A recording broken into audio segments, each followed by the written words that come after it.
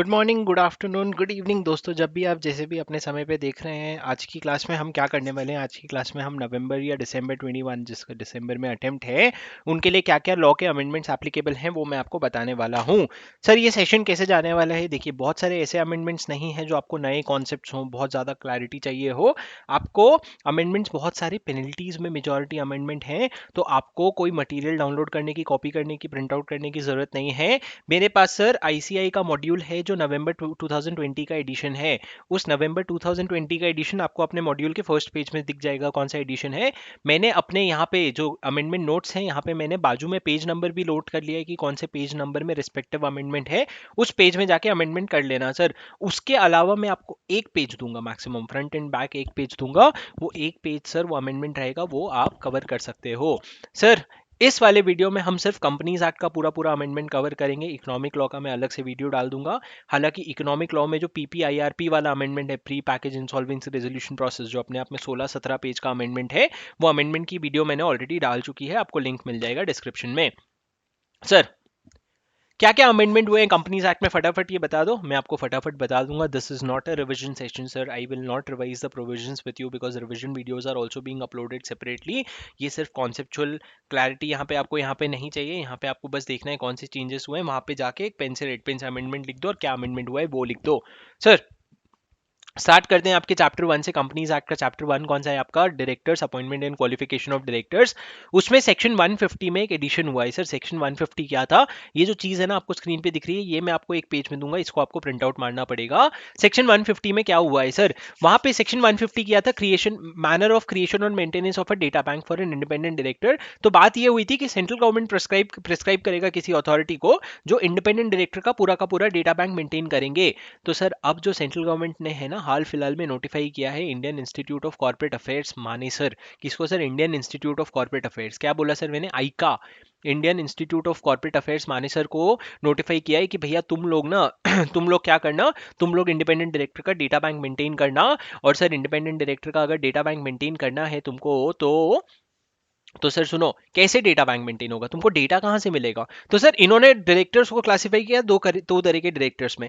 एक तो वो डायरेक्टर्स जो ऑलरेडी किसी ना किसी कंपनी में इंडिपेंडेंट डायरेक्टर बन रखे हैं। दूसरे वो डायरेक्टर्स जो इंडिपेंडेंट डायरेक्टर बनना चाहते हैं। हमको दोनों का नाम चाहिए। तो इन्होंने प्रोविजंस बनाए सर कि ऑनलाइन एप्लीकेशन देना पड़ेगा इंस्टीट्यूट को। कौन से इंस्टीट्यूट का सर? ये इंस्टीट्यूट है आईका, इंस्टीट्यूट ऑफ कॉर्पोरेट अफेयर्स, कि मेरा नाम इंक्लूड करो डेटा बैंक में। सर, कौन कौन देगा ऑनलाइन एप्लीकेशन? इन्होंने ये जो चीजें बताई है ये रूल से बताए हैं। रूल 6 में क्या क्या एप्लीकेशन देगा? एप्लीकेशन कौन कौन देगा? एग्जिस्टिंग इंडिपेंडेंट डायरेक्टर, कि भैया there is a need to renew till he continues to be an independent director. And aspiring independent director, अगर कोई बनना चाहता है, if he intends to get appointed as an independent director, before such appointment he will have to give an application to the IICA कि भैया मेरा नाम ना रजिस्टर कर लो। सर, जब आप एप्लीकेशन देने जा रहे हो, क्या डिन नंबर होने की जरूरत है? लॉ कहता है डिन की कोई जरूरत नहीं है। डिन तुमको चाहिए होता है डायरेक्टर बनने के लिए, पर डेटा बैंक में नाम के लिए डिन की जरूरत नहीं है। अगर डेटा बैंक से तुम्हारा नाम पिक हो जाता है और तुमको कोई प्रपोज करता है डायरेक्टर बनने के लिए, तब तुम डिन के लिए अप्लाई कर लेना। अभी डिन की कोई जरूरत नहीं है, मैंडेटरी नहीं है सर डिन।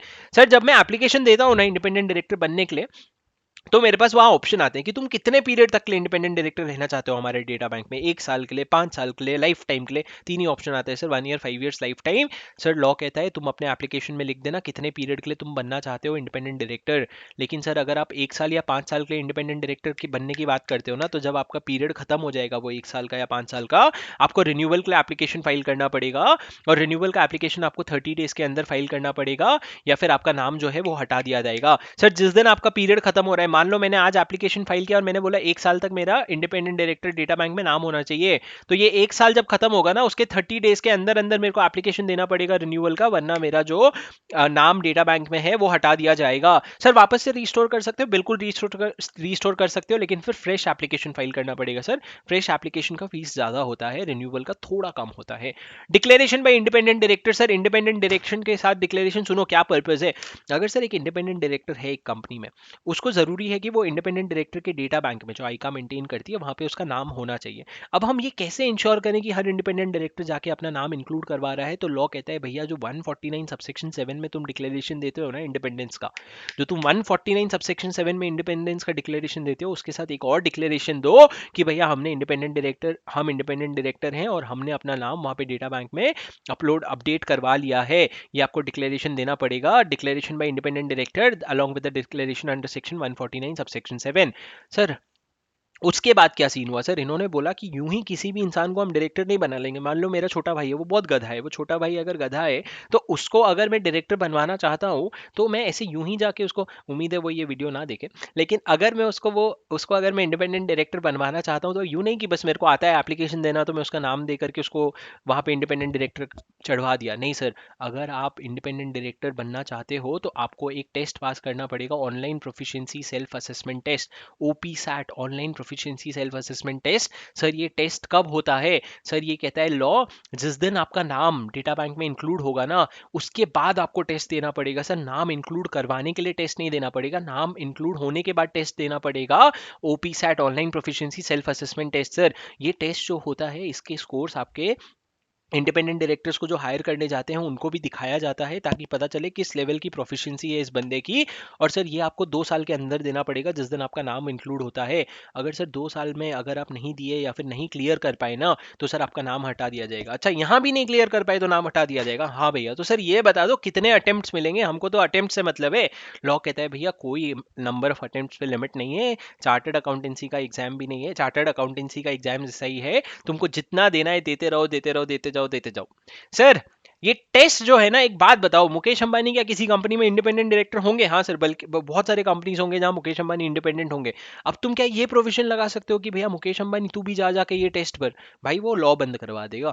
तो सर लॉ कहता है कि अगर तुम ये कंडीशन सेटिस्फाई करते हो ना तो आपको online proficiency self assessment test नहीं देना पड़ेगा। सर बेसिकली वो बताते हैं अगर तुम थोड़े अच्छे खासे एक्सपीरियंस्ड हो। किस तरीके से सर? अगर आप डायरेक्टर या की मैनेजरल पर्सन हो 3 साल से ज़्यादा, डायरेक्टर या की मैनेजरल पर्सन हो 3 साल से ज़्यादा के लिए, किसमें?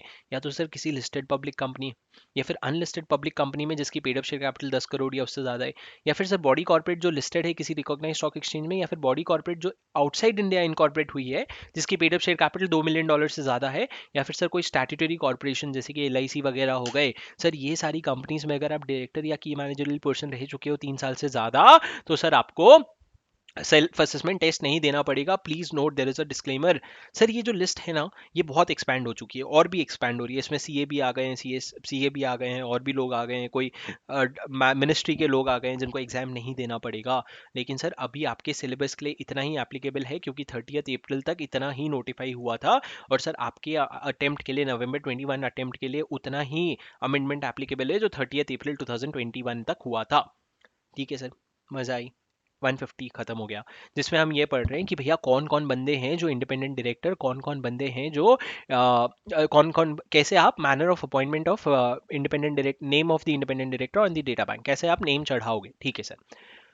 सर ये 3 चीजें मैं आपको बताने वाला हूँ, सुनना मेरी बात ध्यान से, एक साथ बता रहा हूँ, सुनो सर। शेड्यूल 5 क्या है? अभी बच्चे तो रहे नहीं, आप सीए फाइनल की पढ़ाई कर रहे हो, एक बार तो शेड्यूल 5 पढ़ के हो गया होना चाहिए। शेड्यूल 5 क्या है सर? अगर आप किसी भी, अगर अगर आप 196 और 197 के साथ शेड्यूल 5 पढ़ते हैं सर, बेसिकली मैनेजरियल रेम्यूनरेशन और अपॉइंटमेंट के लिए कुछ एडिशनल कंडीशंस बताता है सर। मैनेजरियल रेम्यूनरेशन के लिए मेनली शेड्यूल 5 ये बताता है कि अगर किसी कंपनी में नो प्रॉफिट और इनएडिक्वेट प्रॉफिट है, how will you pay remuneration to the managerial person? Because as per law there is a limit and that limit is based on net profit, but if you don't have net profit at all how will you pay? तो sir law says that schedule 5 के हिसाब से पे कर देना, but before, earlier the schedule 5 provision was only applicable to managing director, manager and whole time director. What did I say? Managing director, whole time director and manager. It was not applicable to independent director or other non executive directors, right? तो law ने क्या provision बनाया sir? उनको पता नहीं इतना time क्या लगा समझने के लिए, लेकिन अब जाके उनको समझा है जो नो प्रॉफिट और इनएडिक्वेट प्रॉफिट के केस में रेम्यूनरेशन वाले प्रोविजन है, उसी तरह के उन्हीं लाइंस में उन्होंने सिमिलर प्रोविजंस बनाए अदर डायरेक्टर्स, जो अदर नॉन एग्जीक्यूटिव डायरेक्टर्स है और इंडिपेंडेंट डायरेक्टर्स हैं उनके लिए भी। तो सर उसके लिए उनको 3 जगह अमेंडमेंट करना पड़ा। कहाँ कहाँ पे? सबसे पहला तो सर 149 सबसेक्शन 9 में अमेंडमेंट करना पड़ा कि भैया अगर कंपनी में नो प्रॉफिट और एडिक्वेट प्रॉफिट है, 149 सबसेक्शन 9 क्या है सर? कि इंडिपेंडेंट डायरेक्टर को रेम्यूनरेशन कहते हैं, he will not be entitle to a stock option, उसके अलावा उसको रेम्यूनरेशन मिल सकता है as per the provision of this act, उसको सिटिंग फीस मिल सकता है, रीइंबर्समेंट ऑफ एक्सपेंसेस मिल सकता है, प्रॉफिट रिलेटेड कमीशंस मिल सकते हैं। तो सर उसमें एक इन्होंने प्रोवाइजो ऐड किया। क्या प्रोवाइजो ऐड किया सर, ये आप अपने नोट्स में नीचे लिख लो। Provided that if a company has no profit और profits are inadequate, an independent director may receive remuneration exclusive of any fees payable under subsection 5 197 in accordance with the provision of schedule 5। Sir वो कहता है अगर company में profit नहीं है या इनएडिक्वेट profit है तो आप शेड्यूल 5 के हिसाब से इंडिपेंडेंट डायरेक्टर को भी पेमेंट कर सकते हो।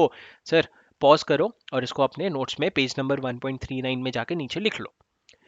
सर उसके बाद इन्होंने 197 सबसेक्शन 3 में इन्होंने एक प्रोवाइजो डाला कि भैया जो होल टाइम डायरेक्टर और मैनेजर और जो एमडी वर्ड है ना, उसमें नॉन एग्जीक्यूटिव डायरेक्टर और इंडिपेंडेंट डायरेक्टर भी इंक्लूड हो जाएंगे। मतलब जो रेम्यूनरेशन सर 197 में लिखा हुआ है वो सर नॉन एग्जीक्यूटिव डायरेक्टर और इंडिपेंडेंट डायरेक्टर को भी मिलेगा, पर अगर नो प्रॉफिट है तो शेड्यूल 5 के हिसाब से मिलेगा।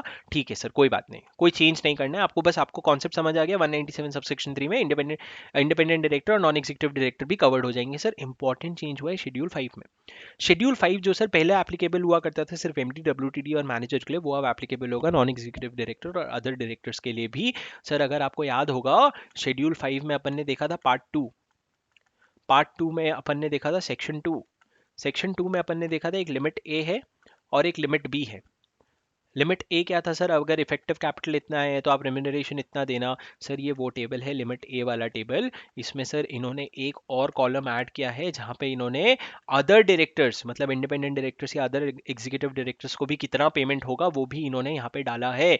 सर क्या डाला है, अगर इफेक्टिव कैपिटल, आपका इफेक्टिव कैपिटल क्या होता है सर, अपन ने क्लास में पढ़ा था पूरे डिटेल में, paid up share capital plus free reserves less investment less जो भी चीजें थी वो सारी paid up capital effective capital में आती है। अगर वो नेगेटिव है या 5 करोड़ से कम है तो आप 12 लाख रुपए per year, sir per annum है ये, पर मंथ नहीं है, पर एनम और पर डायरेक्टर है, सारे डायरेक्टर्स को मिला के नहीं, पर डायरेक्टर पर एनम आप 12 लाख रुपए दे सकते हो अगर नेगेटिव या 5 करोड़ से लेस है। सर एक बात समझना, मैनेजरियल रेम्यूनरेशन जो एमडी डब्ल्यूटीडी और मैनेजर को दे रहे थे उनको 60 लाख दे रहे थे, तो इनको 12 लाख इतना कम क्यों दे रहे हैं सर। एक बात समझो, अगर कंपनी में प्रॉफिट नहीं है ना तो आपको एमडी डब्ल्यूटीडी की बहुत ज़रूरत है कंपनी को प्रॉफिटेबल बनाने के लिए, लेकिन sir independent director is merely a compliance of law, they will not make the company profitable. तो अगर आपको बहुत महंगा कोई इंडिपेंडेंट डायरेक्टर मिल रहा है ना, जाने दो, आप कोई सस्ता इंडिपेंडेंट डायरेक्टर ढूंढ लो, लेकिन सर 12 लाख रुपए से ज़्यादा मत देना अगर इफेक्टिव कैपिटल आपका नेगेटिव या 5 करोड़ तक है। अगर इफेक्टिव कैपिटल 5 करोड़ से 100 करोड़ से तो 17 लाख, 100 करोड़ से ज़्यादा 250 करोड़ तक है तो 24 लाख, सर 12 का डबल 24 लाख, और अगर 250 करोड़ से ज़्यादा है ना सर तो आप 24 lakh plus 0.01% of the effective capital in excess of 250 crore. मतलब क्या सर, अगर आपकी इफेक्टिव कैपिटल 300 करोड़ है you will pay 24 lakh plus 0.01% of 300 minus 250 crore. मतलब सर ये 50 करोड़ का you will pay 0.01% in addition to the 24 lakhs as a managerial remuneration to the other directors which is non-executive director and independent director for 1 year per director। ठीक है sir, ये हो गया schedule 5 में understanding सिर्फ इतना ही है सर, आपको बस इतना ही समझना है और कुछ भी नहीं कि पूरा शेड्यूल 5 एप्लीकेबल जो है अब वो एप्लीकेबल उन्होंने other executive non executive director और इंडिपेंडेंट डायरेक्टर के लिए भी कर लिया, और सर उनका जो रेम्यूनरेशन का लिमिट है उन्होंने उसके लिए एक अलग से कॉलम ऐड कर दिया और वो नंबर ऊपर है।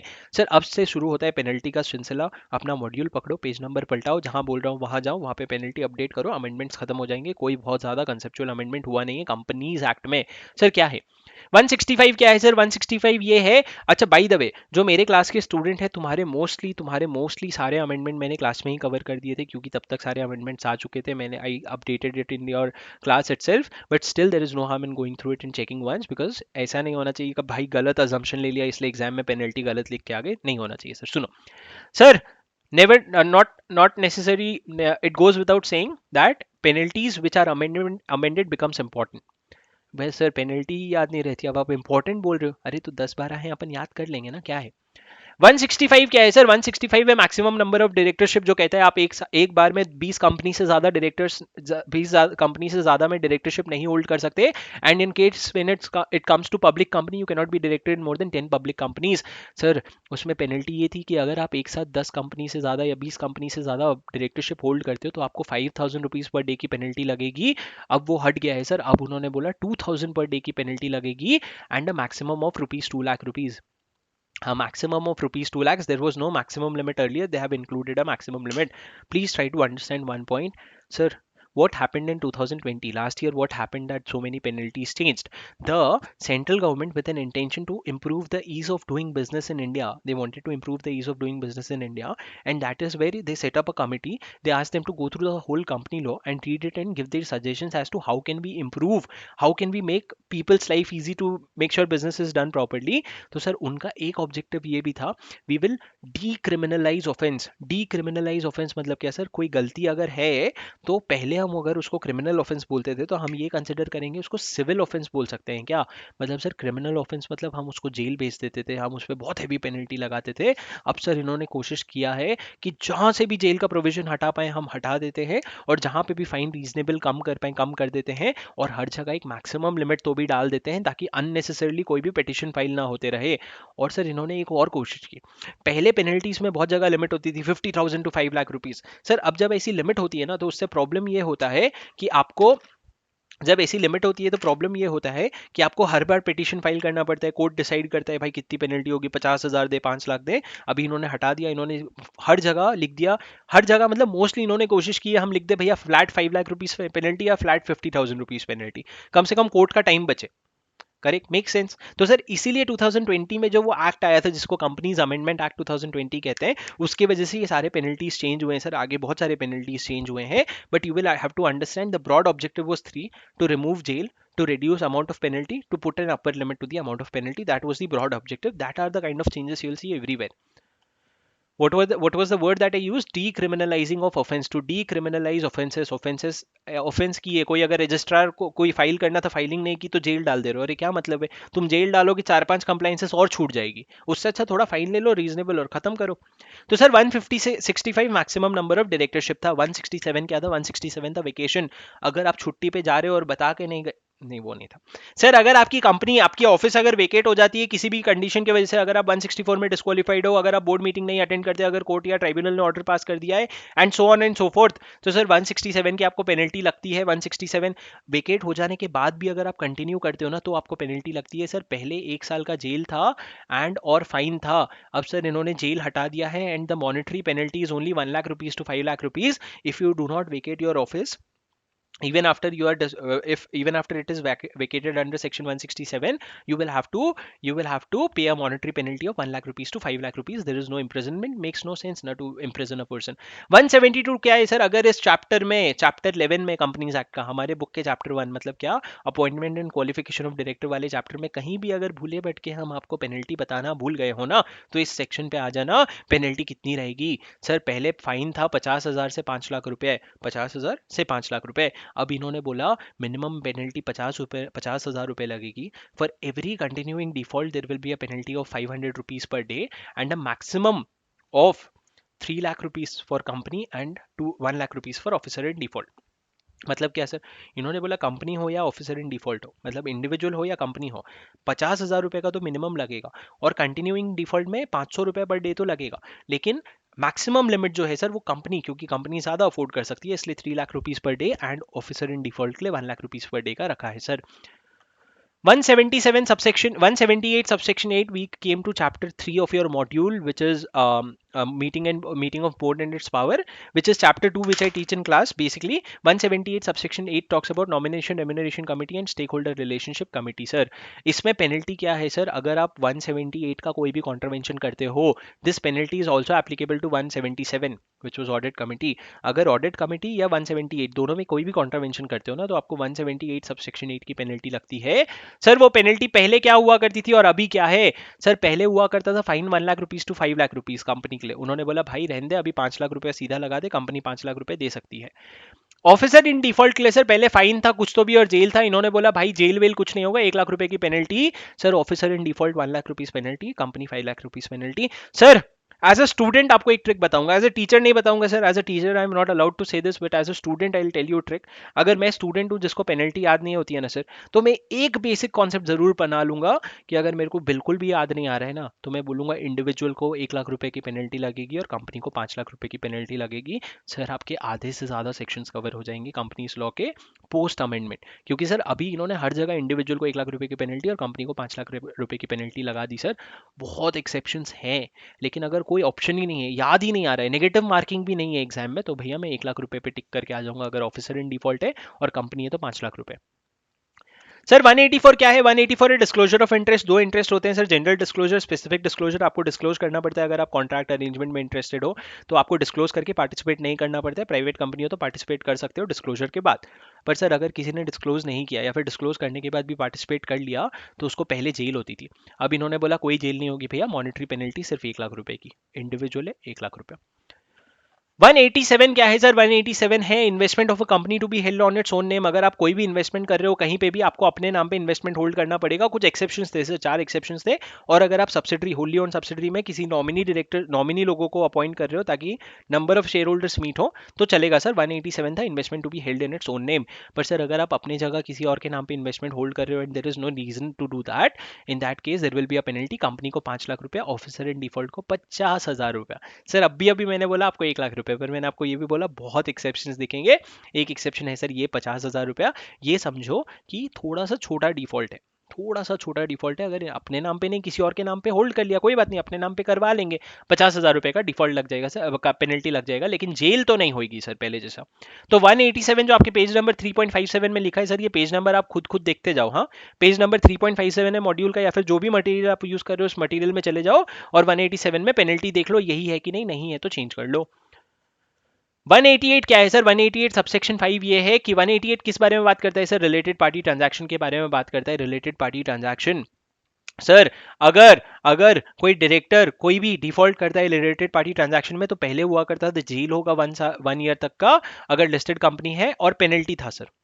अब क्या हो गया है, इन्होंने बोला जो डिफॉल्टिंग डायरेक्टर है अगर लिस्टेड कंपनी के है तो 25 लाख रुपए स्ट्रेट, अगर अनलिस्टेड कंपनी के है तो 5 लाख रुपए स्ट्रेट। कोई वेरिएशन नहीं है, कोई जेल नहीं है। अगर लिस्टेड कंपनी हो 25 लाख रुपए, अगर नॉर्मल अनलिस्टेड कंपनी हो, अदर देन लिस्टेड कंपनी हो, तो सिर्फ 5 लाख रुपए की penalty, straightforward, no discussion.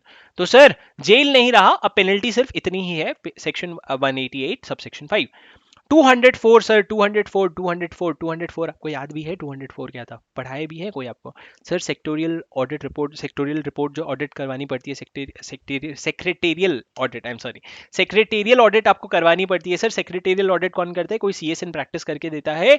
अगर आप ऑडिट नहीं कर रहे हो तो सर ऑफिसर इन डिफॉल्ट, और अगर ऑडिट में कुछ गड़बड़ कर रहे हो तो कंपनी सेक्रेटरी इन प्रैक्टिस, दोनों लाइबल होते हैं सर पेनल्टी के लिए। पहले रेंज था 1 lakh rupees to 5 lakh rupees, अभी इन्होंने 2 लाख रुपीज कर दिया है sir. Now the penalty for contravention of secretarial audit is 2 lakh rupees. Another exception to our assumption कि 1 लाख रुपीज होगा बस। I am telling you exceptions आएंगे, बट मैंने क्या बोला था, अगर कोई गन पॉइंट पे पूछ ले कि भैया ऑफिसर इन डिफॉल्ट की कितनी पेनल्टी है और मेरे को नहीं पता कितनी पेनल्टी है, तो मैं 1 लाख रुपए बोलूंगा, that's the best bet. 232 subsection 8, 232 subsection 8, 232 subsection 8 क्या है सर? 232 सबसेक्शन 8 आप कौन से चैप्टर में आ जाते हो? आप आ जाते हो स्कीम कॉम्प्रोमाइज अरेंजमेंट अमेलगमेशन के चैप्टर में। वहां पे सर अगर आपको एनसीएलटी ने अगर अगर आपको एनसीएलटी ने कोई ऑर्डर पास किया एमालगमेशन का, you are required to file such copy of the order with the tribunal. But if you fail to file such copy of the order within 30 days, तो पहले sir पूरा penalty for contravention of whole section था।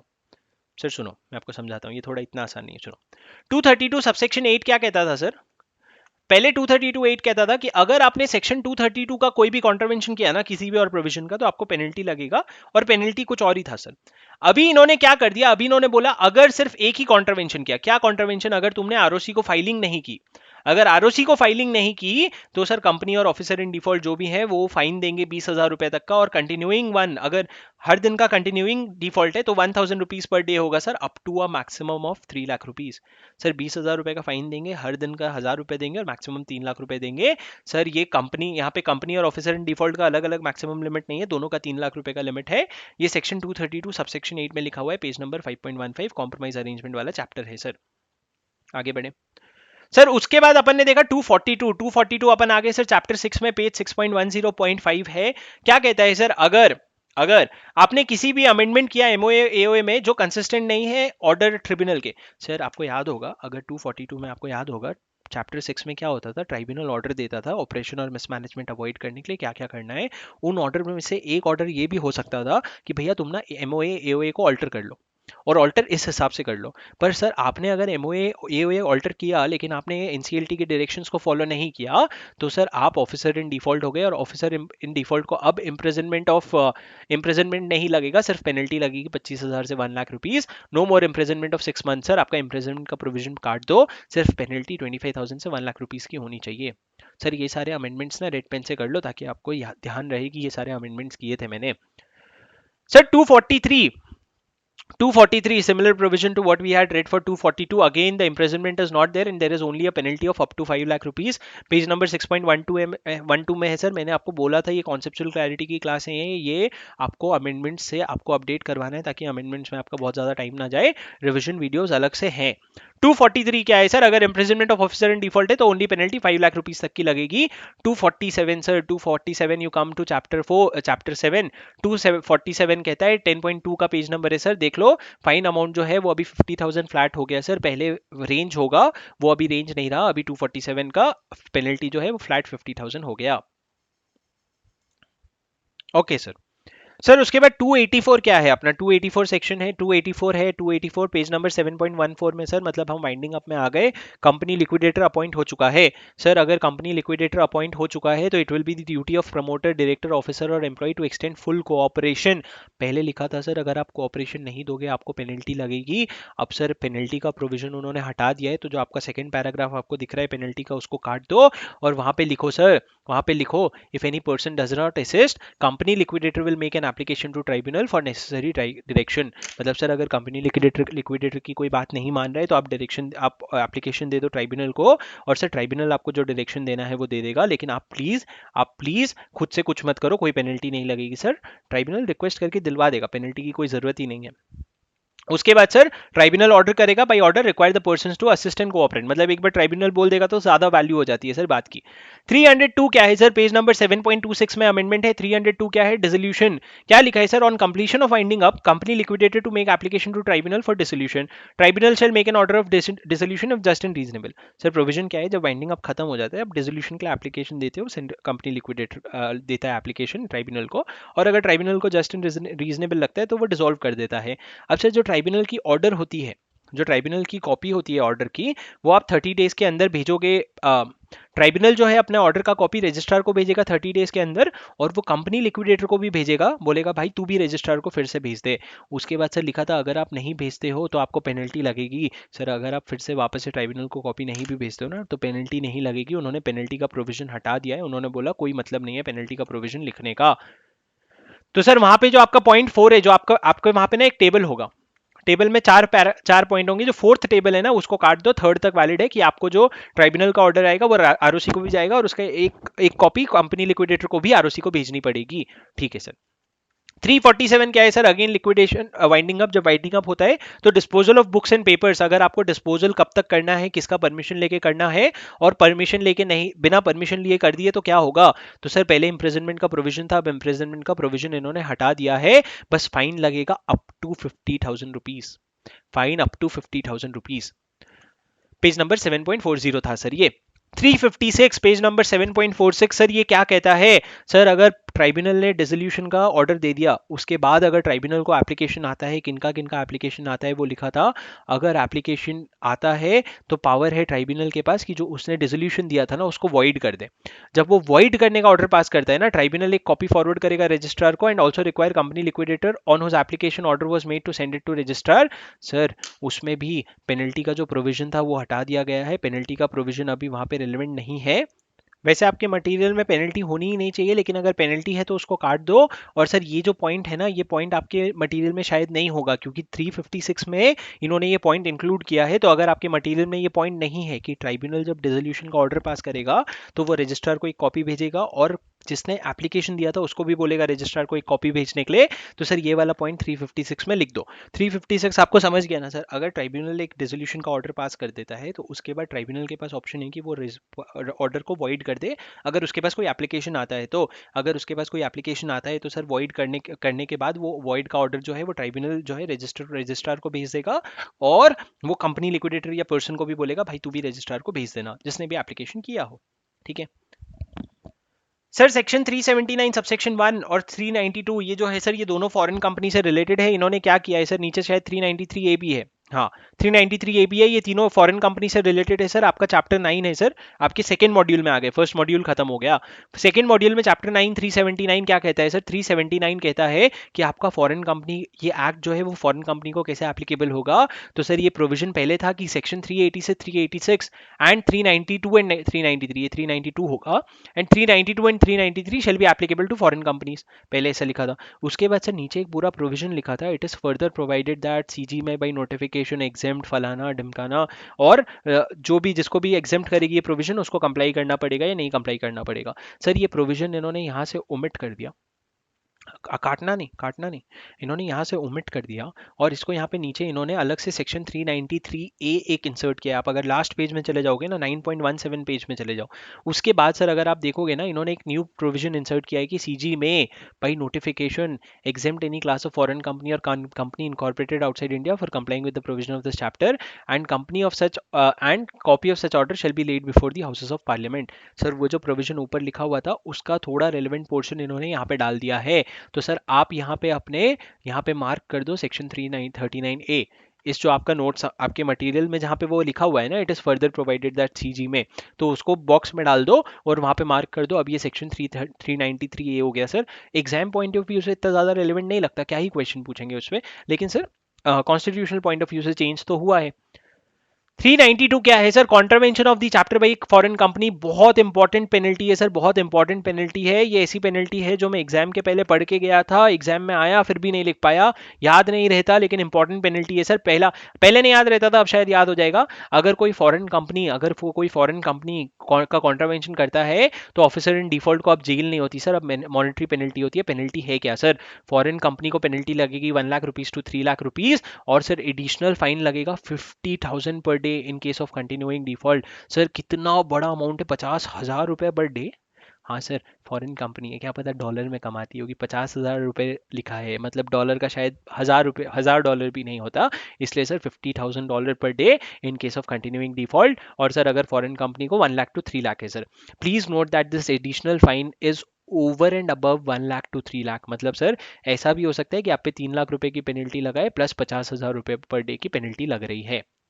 Did you understand. और sir अगर officer in default है, तो उसको 25,000 से 5 लाख रुपए, मतलब सर दो डिफॉल्ट है, एक तो फॉरेन कंपनी पे, एक ऑफिसर इन डिफॉल्ट पे। अगर फॉरेन कंपनी है तो 1 लाख रुपए से 3 लाख रुपए प्लस 50,000 पर डे, और अगर सर ऑफिसर इन डिफॉल्ट है तो 25,000 रुपए से 5 lakh rupees. There is no continuing default वाला provision for an officer in default.